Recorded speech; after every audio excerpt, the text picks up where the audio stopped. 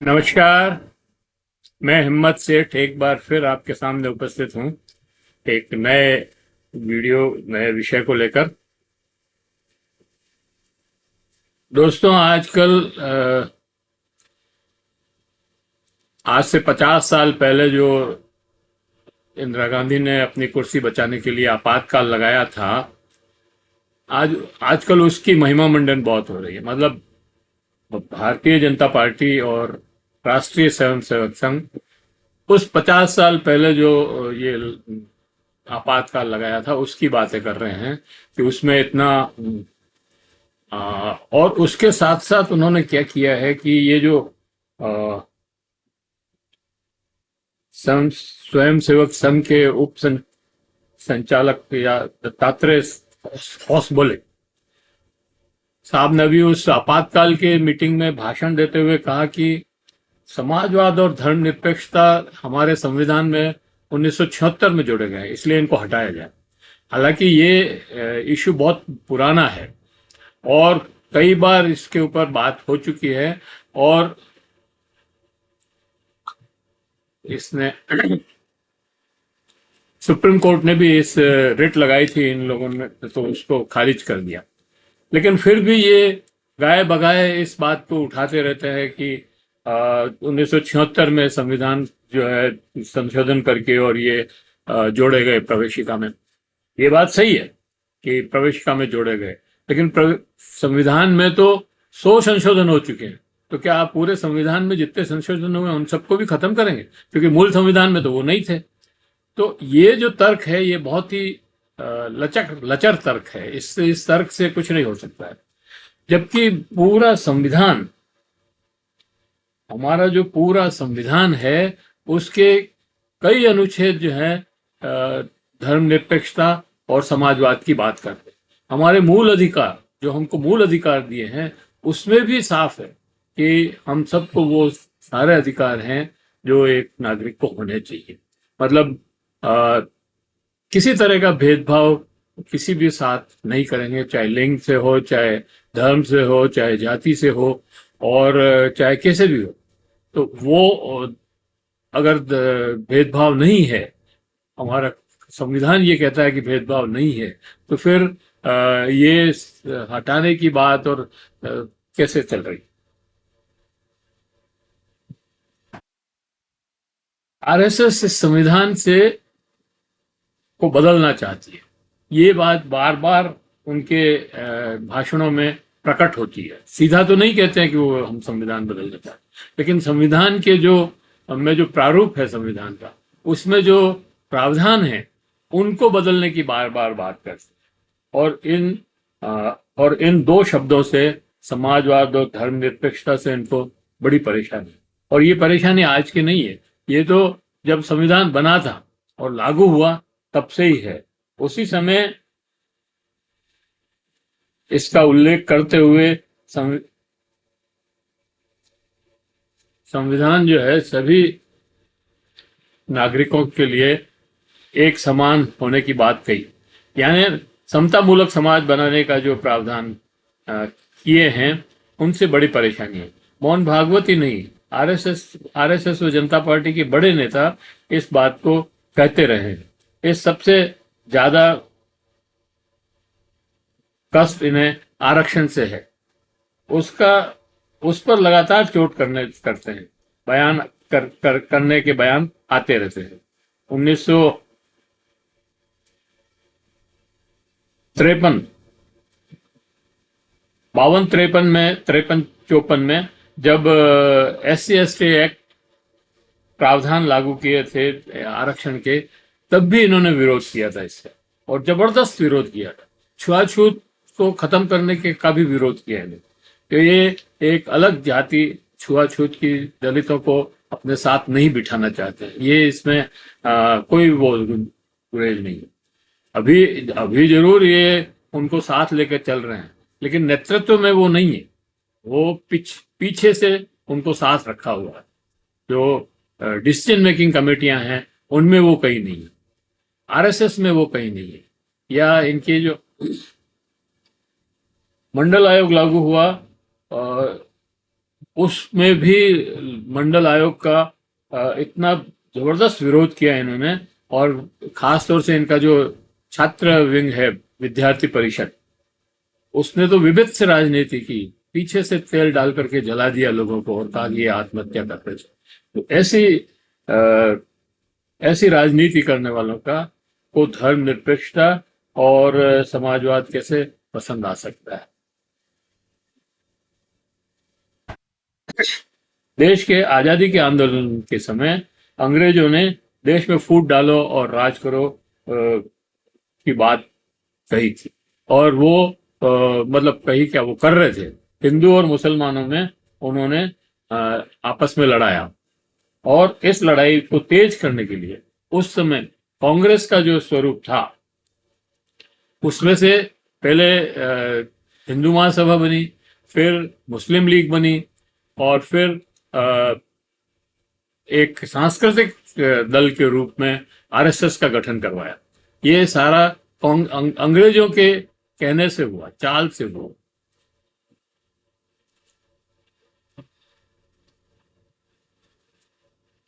क्योंकि वो चाहते थे कि हिंदू मुसलमान आपस में लड़े, एक न हो, क्योंकि नहीं लड़ेंगे तो हम यहाँ राज नहीं कर सकते। क्योंकि 1957 में उन्होंने देखा, बहादुर शाह जफर के नेतृत्व में सारे राजा महाराजाओं ने विद्रोह किया था।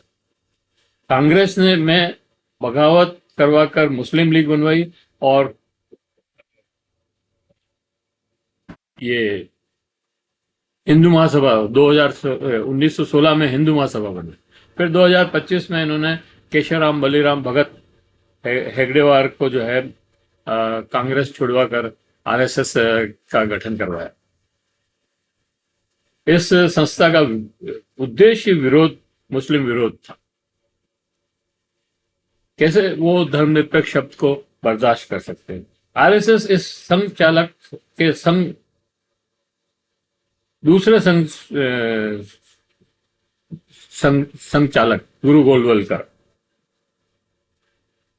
ने तो अपनी किताब में साफ ही लिखा है, आजादी की लड़ाई में जब कुछ स्वयंसेवक भाग लेना चाहते थे तो उन्होंने साफ ही कहा, मना किया। उन्होंने कहा कि हमें अपने आप को मजबूत करने के लिए आंतरिक दुश्मनों से लड़ना है। बाहरी दुश्मनों से लड़ने की जरूरत नहीं है, अंग्रेज तो अपने आप ही भाग जाएंगे। लेकिन हमें अपने आप को मजबूत करने के लिए हिंदुत्व को मजबूत करना है, इसलिए आंतरिक दुश्मनों से लड़ना है। और आंतरिक दुश्मन कौन है? मुसलमान, दूसरा ईसाई, और तीसरा कम्युनिस्ट। तो इनसे लड़ने के लिए ये ही सबसे बड़ी वैचारिक प्रतिद्वंदिता थी। इसलिए गुरुजी ने और सावरकर जी ने संविधान लागू होते ही इसका विरोध करना शुरू किया। विरोध किया था, इसमें भारतीय कुछ भी नहीं है, और सारा विदेश से ला करके इसमें भर दिया। और यहां तक कहा कि इसमें वो सामंजस्य नहीं है जिसमें आदेश की पूर्ति हो। मतलब उन्हें सर्वांगीण विकास वाला समाज नहीं चाहिए था, उन्हें एक गुलाम समाज चाहिए था जो आदेश की पूर्ति, जो आदेश दें वो पूर्ति करें। उन्हें इस संविधान से भी धर्म, जाति, लिंग के आधार पर एक तरह का समाज नहीं चाहिए। उन्हें एक भेदभाव वाला समाज चाहिए जिसमें केवल ब्राह्मण श्रेष्ठ हो। और उन्होंने हमारे राष्ट्रीय ध्वज तिरंगे का भी विरोध किया, और ये कह करके विरोध किया कि तीन तिगाड़ा बाद बिगाड़ा, हमारे यहाँ तो ये वो प्रचलित है। और ये कहा कि हिंदू कभी भी इस तीन रंग के ध्वज को स्वीकार नहीं करेंगे। और हमारे को क्या जरूरत है नए झंडे की? हमारे तो अपने आप ही ऑलरेडी हमारे पास भगवा झंडा है, वही हमारा झंडा है। हमें ऐसे दत्तात्रेय होश बोले या मोहन भागवत समाजवाद और धर्मनिरपेक्षता का विरोध करें तो कोई आश्चर्य की बात नहीं है। बस आश्चर्य इनके दोगलेपन पर होता है, क्योंकि ये संविधान की शपथ लेकर के और अपने मंत्रिमंडल में आए या इस संविधान को मानते हुए फिर उसका विरोध करते हैं, ये बड़ी आश्चर्य की बात। भारत के सुप्रीम कोर्ट ने ही नहीं, जनता ने भी इनकी इस मांग को नकार दिया। ये संविधान बदलना चाहते थे, उसके लिए ही इन्होंने 2024 के लोकसभा चुनाव में कहा था कि हमको 400 सीटें चाहिए। जब लोगों ने पूछा 400 सीटें क्यों चाहिए, तो इनके कई नेता, खासतौर से अनंत कुमार हेगड़े, जो नहीं सूर्य कुमार है, सूर्य प्रसाद हेगड़े या सूर्य कुमार हेगड़े, जो भी, उन्होंने कहा कि हमको संविधान बदलना है, इसलिए 400 सीटें चाहिए। और यहाँ अयोध्या के जो एमपी थे, उन्होंने भी यही बात की, लल्लू सिंह शायद ऐसा कुछ नाम उनका। तो इस तरह से कई जगह से ये आवाज आई कि हमको संविधान बदलना है, इसलिए हमको 400 सीटें चाहिए। लेकिन जनता ने इनकी मांग पूरी नहीं की। क्यों? क्योंकि वो जानते थे कि ये संविधान अगर बदल देंगे तो हमारा अस्तित्व खत्म हो जाएगा, हम फिर से गुलाम जैसी स्थिति में आ जाएंगे। हालांकि संविधान की लागू रहते हुए भी बहुत ज्यादा फर्क नहीं पड़ा है, क्योंकि ये उसको लागू पूरी तरह से होने ही नहीं देना चाहते।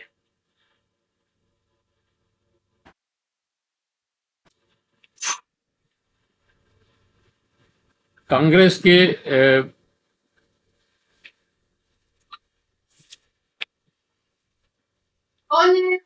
और जनता ने इस मांग को ठुकराते हुए 240 पर ही रोक दिया।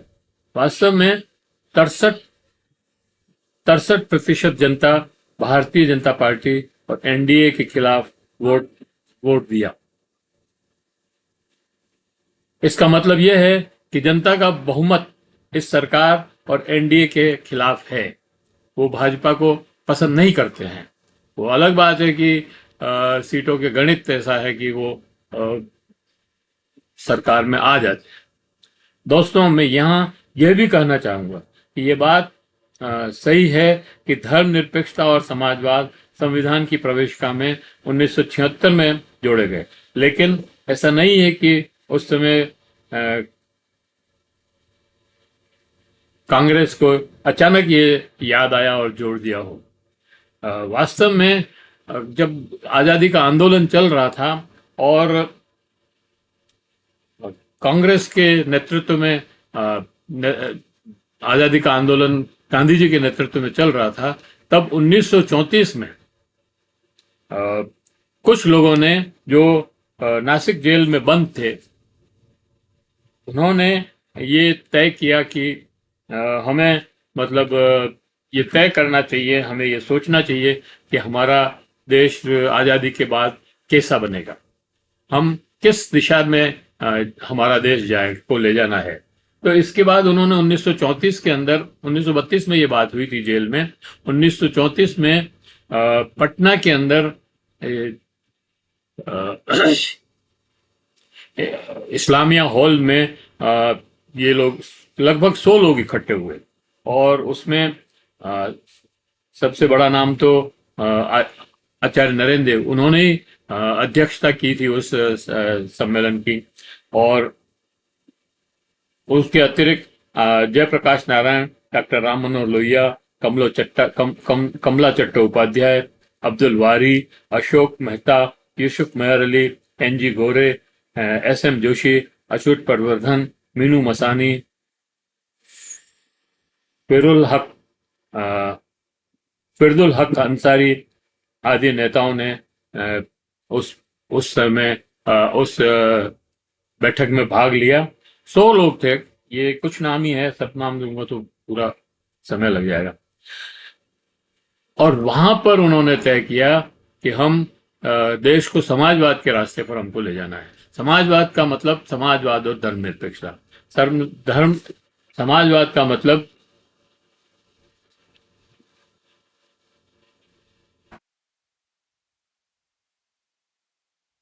समाजवाद का मतलब कोई भेदभाव, किसी के बीच में भेदभाव नहीं होगा, और हम एक समतामूलक समाज की स्थापना करेंगे। तो ये बात वहां पटना में 1934 में तय हुई। उसके बाद लगातार इसके ऊपर आंदोलन हुए और ये आंदोलन जो है बाद में जाकर के जब ये बना, क्योंकि उस समय ये तय नहीं था कि देश कैसे चलेगा, और राजा महाराजा चाहते थे कि हमारी सत्ता वापस आ जाए और पूंजीपति चाहते थे कि हमारी सत्ता आ जाए। तो इस तरह से मतलब देश जो है बटा हुआ था। उसमें ये बात तय की कि नहीं, हम अगर राजा महाराजाओं का राज आ गया तो हम लोग फिर गुलाम हो जाएंगे, अगर हिंदुत्व का राज आ गया तो जितनी भी पिछड़ी जातियां हैं, मुस्लिम्स हैं, इनका क्या होगा, ये सारे गुलाम हो जाएंगे। जो अछूत जातियां हैं उनको तो कोई आज़ादी नहीं मिलेगी, इसका मतलब। और ये बात डॉक्टर अंबेडकर ने बहुत अच्छे से उठाई थी, गोलमेज सम्मेलन में भी उठाई थी कि हमें आज़ादी चाहिए और हमें इनसे आज़ादी चाहिए जो हमारे ऊपर जो है छुआछूत का और ये इस तरह के भेदभावपूर्ण व्यवहार करते हैं, उनसे हमें आज़ादी चाहिए, हमें एक बराबर का समाज चाहिए। तो और इसीलिए फिर पूरा संविधान आप देखें तो उसमें जगह जगह पर हर अनुच्छेद में कम से कम भी ये बात परिलक्षित होती है कि ये संविधान समाजवाद और धर्मनिरपेक्षता का सम्मेलन, ये संविधान है। और इसके ऊपर दोस्तों उस समय भी संविधान सभा में भी बहुत बहस हुई थी, क्योंकि उस समय इन बातों का ये जो मदन मोहन मालवीय और दक्षिणपंथी लोग जितने थे वो इसका विरोध कर रहे थे। तो उस समय भी काफी बहस हुई, लेकिन बहस के बाद ये तय हुआ कि हम समाजवादी रास्ते पर इस देश को आगे ले जाएंगे, और तभी उस संविधान के अंदर सभी जगह इस बात को रखा गया।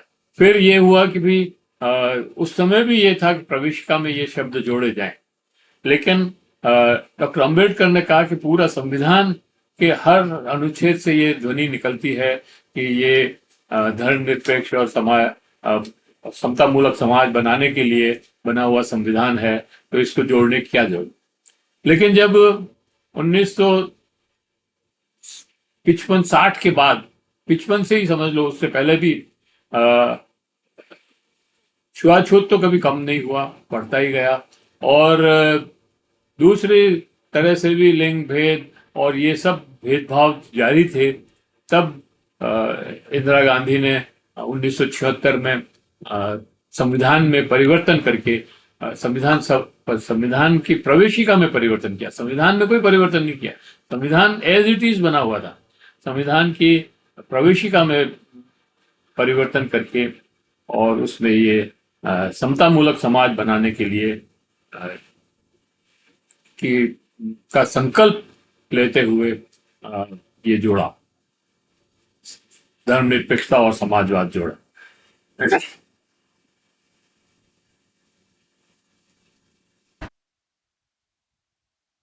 क्योंकि उस समय भी मतलब आरएसएस ने सांप्रदायिकता फैलाना शुरू कर दिया था और मुसलमानों के खिलाफ उनका तो घोषित एजेंडा था कि हम मुसलमानों का विरोध करेंगे, हमारे विरोधी हैं, और कम्युनिस्ट हमारे विरोधी हैं, मतलब समाजवाद हमारा विरोधी है, और सांप्रदायिक मतलब ये जो मुस्लिम्स हैं या क्रिश्चियंस हैं ये हमारे विरोधी हैं। तो ये जो न केवल ये विरोधी थे बल्कि अछूत जातियां जितनी थी या शूद्र जिनको कहते हैं वो जातियां थी, वो भी उनसे भी इनको बैर था, उनको भी जो है ये मुख्य धारा में नहीं लाना चाहते थे। इसीलिए ये आरक्षण का भी विरोध करते थे और संविधान के धर्मनिरपेक्षता और समाजवाद जो प्रवेशिका में जोड़ा उसका भी विरोध करते थे। इस प्रकार लेकिन आरएसएस को आज कितना 50 साल हो गए उस बात को जोड़े हुए भी, लेकिन आरएसएस अभी भी पचा नहीं पाई। कभी आरक्षण के खिलाफ बयान देती है, कभी धर्मनिरपेक्षता के खिलाफ बयान देती है, कभी संविधान में इन को प्रवेशिका में जोड़ा उसकी खिलाफत करती है। तो इस तरह से लगातार ये कोशिश कर रहे हैं कि हमारा जो समाज है उसमें हमारी श्रेष्ठता रहे और बाकी सब लोग हमारे गुलामों की तरह काम करें, लेकिन इस संविधान के रहते हुए ये संभव नहीं है। इसलिए ये चाहते हैं कि एक बार प्रवेशिका में से संशोधन करके ये निकाल दिया जाए धर्मनिरपेक्षता और समाजवाद, तो बाद में हम दूसरे प्रावधानों को भी इसी तरह नष्ट करने का काम करें। तो दोस्तों, ये समझने की बात है कि हमें एक सार्वभौमिक समतामूलक समाज बनाना है, इसलिए हमें इन समाजवाद और धर्मनिरपेक्षता को इसमें रखना जरूरी है। मैं इसी पॉइंट पर इसको समाप्त करता हूँ वीडियो को। आशा करता हूँ कि आपको ये पसंद आया होगा, और पसंद आया हो तो आप इसको लाइक करें, फॉरवर्ड करें और लोगों को भेजें, ताकि ये लोगों तक पहुंच सके और समझ सके कि आरएसएस और भारतीय जनता पार्टी क्यों हमेशा आरक्षण का विरोध करती है, जाति भेदभाव में विश्वास करती है, हिंदुत्व की बात करती है। उसका मेन कारण ही यही है कि वो एक सर्वश्रेष्ठ अपने आप को समझते हैं, और बाकी यही जो सर्वश्रेष्ठ समझना, यही फांसीवाद है। और फांसीवाद का वो पुरजोर समर्थन करते हैं, क्योंकि वो मुंजे साहब इनके जो थे, वो तो वहाँ इटली में और जाके आए थे, मिल के आए थे नेपोलियन से और हिटलर से और सब जगह। तो मैं ये खत्म करने के पहले अपील करना चाहता हूँ कि अगर आपने हमारे इस ये अगर आपको वीडियो पसंद आया तो अगर इसको लाइक करें, फॉरवर्ड करें और सोशल ग्रुप्स में भी भेजें। और अगर आपने अभी तक भी हमारे YouTube चैनल महावीर समता संदेश को सब्सक्राइब न किया है तो सब्सक्राइब कर लें, बेल आइकन दबाना न भूलें। और अगर आपको वीडियो में कोई आपको कमेंट करना है तो कमेंट बॉक्स में जाएं, कमेंट लिखें, सुझाव दें। आपके कमेंट और सुझाव का हम स्वागत करेंगे, क्योंकि वो हमें और बेहतर करने की ओर अग्रसर करते हैं। जय हिंद, जय भारत।